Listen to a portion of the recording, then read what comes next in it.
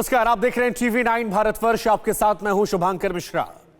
प्रधानमंत्री नरेंद्र मोदी इस चुनाव में दूसरी बार बिहार आए। बिहार की सत्ता में वापसी की जीतोड़ कोशिश कर रहे लालू प्रसाद यादव की पार्टी आरजेडी की लालटेन पर अपने बाणों से जमकर निशाना साधा। प्रधानमंत्री ने बिहार के लोगों से कहा कि वो जंगल राज के युवराज से सावधान रहें।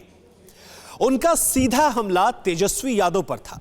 नरेंद्र मोदी के फॉर्मूले से बिहार में कितने फीसद मुसलमान वोट एनडीए को मिले, बिहार के मुसलमान वोटर किसके सिर पर ताज पहनाएंगे, TV9 भारतवर्ष एम फैक्टर की पड़ताल के लिए शहर शहर की रिपोर्ट आप तक लगातार पहुंचा रहा है। और इसी कड़ी में TV9 भारतवर्ष का कारवां पहुंचा मुजफ्फरपुर।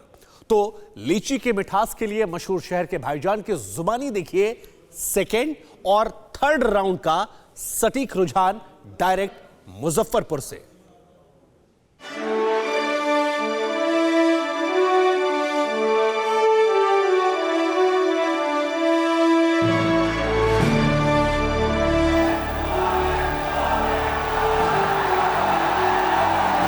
भारत माता की।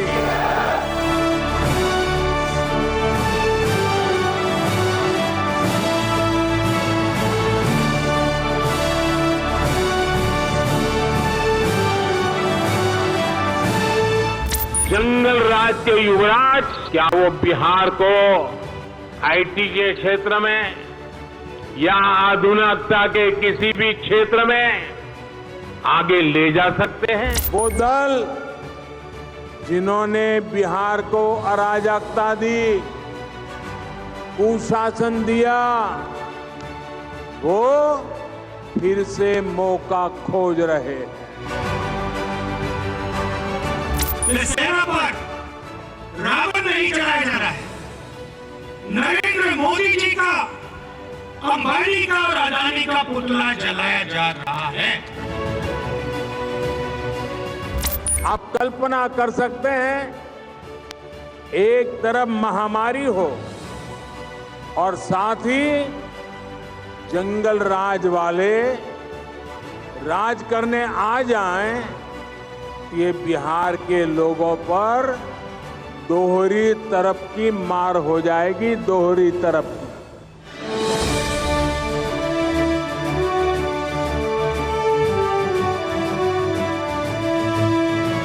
बिहार से नाउम्मीदी का अंधेरा क्या वाकई छंट चुका है? क्या बिहार अपहरण से अवसर की तरफ बढ़ा है? दरभंगा, मुजफ्फरपुर और पटना की रैली में प्रधानमंत्री नरेंद्र मोदी जब तक बोले, सुशासन बनाम जंगल राज के नफे नुकसान गिनाते रहे। मोदी की दलीलों से बिहार के साथ मुजफ्फरपुर के भाईजान कितने मुतमईन हुए।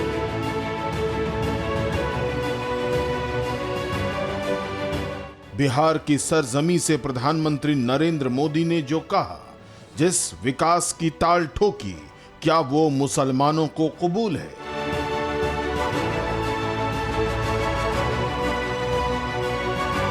जिस वक्त प्रधानमंत्री मोदी बोल रहे थे, बिहार का बड़का वोटर फर्स्ट राउंड के फैसले पर बटन दबा रहा था।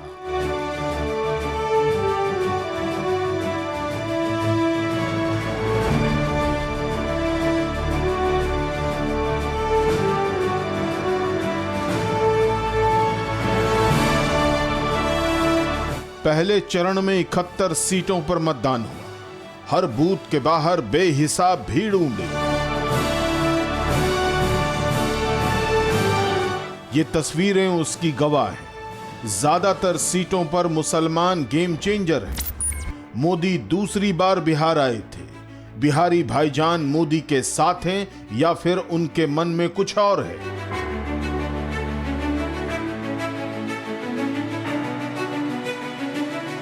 इसकी नब्ज टटोलने हम उसी मुजफ्फरपुर पहुंचे जहां चुनाव प्रचार के लिए प्रधानमंत्री मोदी आए थे।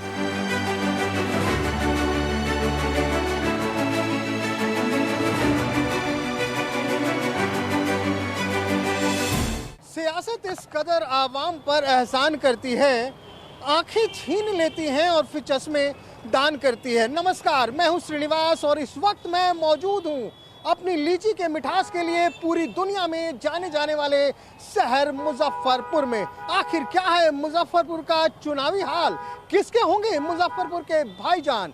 चलेंगे मुजफ्फरपुर के अंदर और जानेंगे कि आखिर किसके होंगे मुजफ्फरपुर के मुस्लिम भाईजान।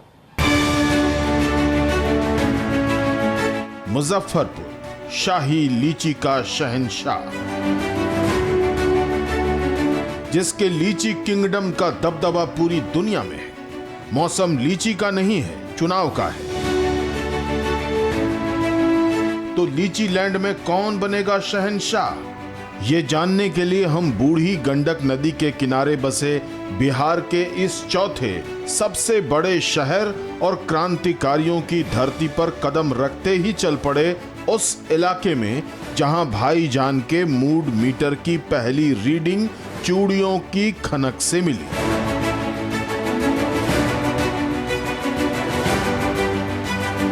दरअसल मुजफ्फरपुर लीची के साथ साथ लाख की चूड़ियों के लिए भी जाना जाता है।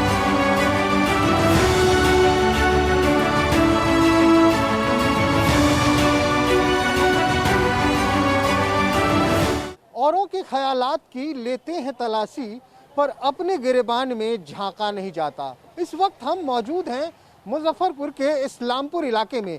इस इलाके की एक अलग पहचान है। यहाँ लाह की चूड़ियों का निर्माण और व्यापार बड़े पैमाने पर होता है। अभी मैं लाह की चूड़ी की दुकान पे हूँ। सर, अपना नाम बताइए आप। मोहम्मद मसरूरुल हसन उर्फ काले। अच्छा काले साहब, कुछ बताइए पहले आप इस्लामपुर के बारे में कि क्या है, किस तरह की चूड़ियों का निर्माण होता है। इस्लामपुर में पहले बहुत बेरोजगारी था। जब लाठी चूड़ी बनना शुरू हुआ तो यहाँ से मतलब क्या हजारों परिवार जुड़ गया इससे, और उससे अपना रोजी रोटी चलाता रहा। लेकिन सरकार कभी भी इस ओर नहीं ध्यान दिया। काले भाई, हमने सुना कि आपके दुकान से देश के बड़े बड़े लोगों की शादियों में चूड़ियाँ वगैरह जाती है। किसके यहाँ गई हैं चूड़ियाँ? ऐश्वर्या राय के यहाँ गई है। ऐश्वर्या राय कौन? अभिषेक बच्चन की शादी हुई थी। अभी अमिताभ बच्चन की बहू ऐश्वर्या राय। और बहुत जगह जाता है, हर जगह जाता है, लेकिन ये इस पर ध्यान किसी का नहीं आता है। अच्छा, तो ये बताइए, अभी अब वोट का मौसम है, मतदान करना है, बिल्कुल वक्त पास में आ गया है, तो यहाँ के भाईजान यानी कि जो मुसलमान हैं, यहाँ के मुसलमान किसके भाईजान बनेंगे? देखिए, जो विकास पुरुष होगा उसी के भाईजान बनेंगे हम लोग, एक साथ होकर के। जो विकास करेगा। तो विकास कौन करेगा? अभी आपको क्या लग रहा है, नीतीश जी की जो 15 साल की सरकार थी उसमें विकास हुआ है? जी नहीं, पहले चरण में हुआ, सेकंड में कम गया, थर्ड में ख़त्म हो गया। आज मोदी जी भी मुजफ्फरपुर में हैं, तो क्या लगता है आपको कि उन्होंने कहा कि हमने बिहार को बहुत सारी सौगातें दी, ये कोसी का हाईवे और तमाम बातें उन्होंने की। बिहार में सिवाय बेरोजगारी के उन्होंने कुछ नहीं दिया, और सिर्फ बिहार को लूटा गया है, बल्कि उसको संभाला नहीं गया। तो कहाँ जाएंगे यहाँ के भाईजान? अब नया चेहरा लाएंगे कोई।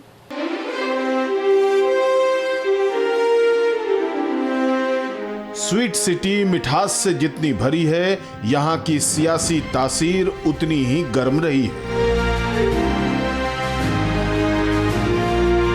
बिहार को पहला गैर कांग्रेसी मुख्यमंत्री देने वाला मुजफ्फरपुर पिछले 10 साल से भगवा गढ़ बना हुआ है।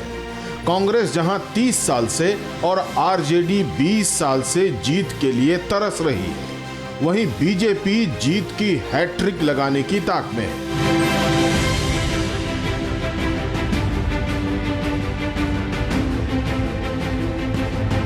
लेकिन इस बार क्या मुजफ्फरपुर के मुसलमान बीजेपी का मंसूबा कामयाब होने देंगे? इसकी सियासी खनक भी इस्लामपुर में सुनाई पड़ी।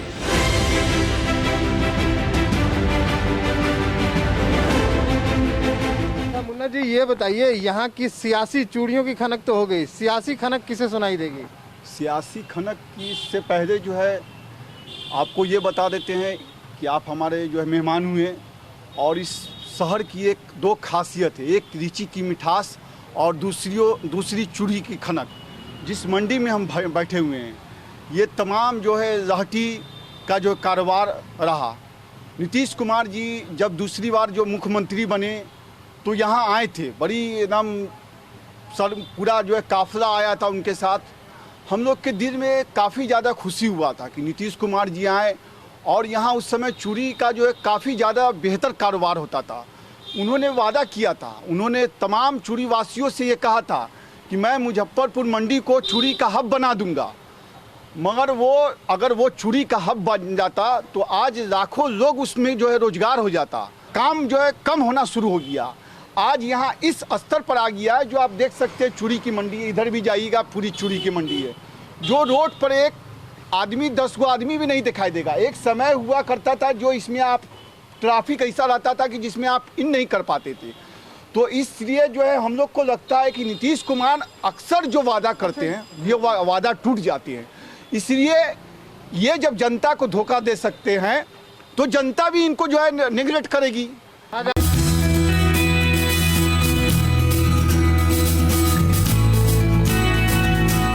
मुजफ्फरपुर का मुसलमान अपना मन बना चुका है।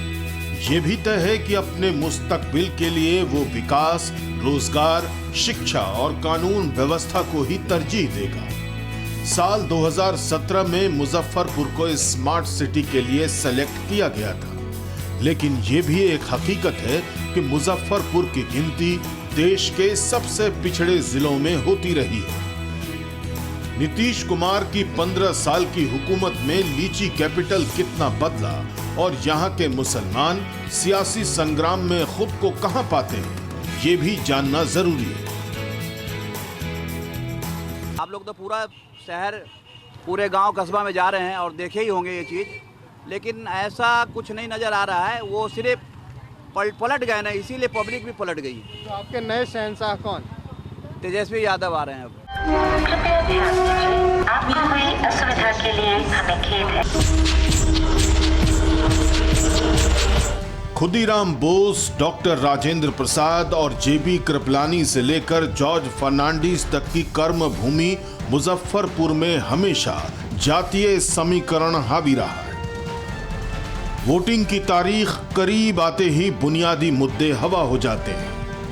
यहाँ मुस्लिम वोट किसी का भी मुकद्दर बनाने और बिगाड़ने का मादा रखता है, लेकिन मुद्दे की बात ये कि क्या इस बार मुसलमान मोदी के मुरीद होंगे? प्याज भाई किधर लगे हुए हैं?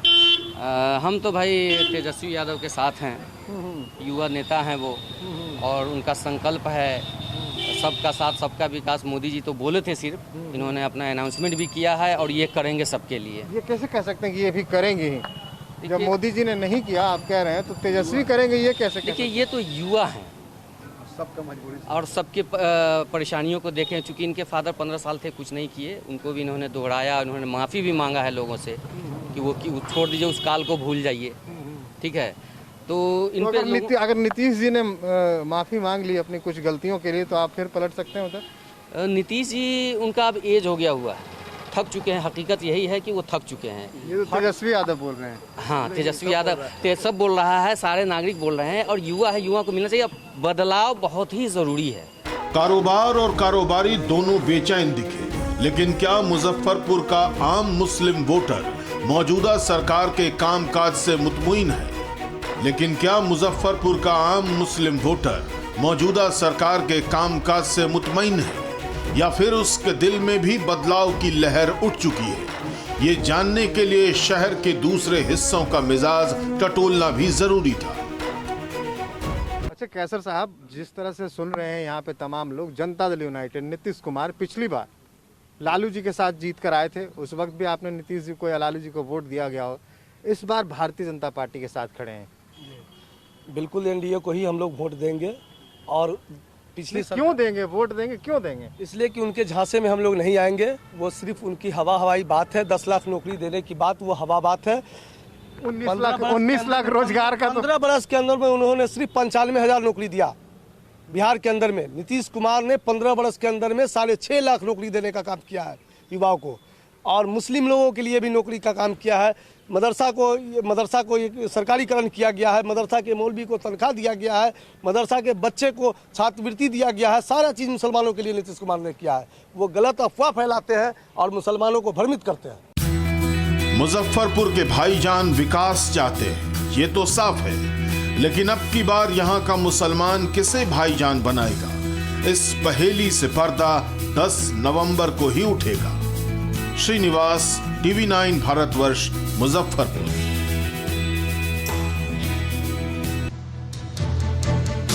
परवाह देश की, सोमवार से शुक्रवार रात 10 बजे TV9 भारतवर्ष पर।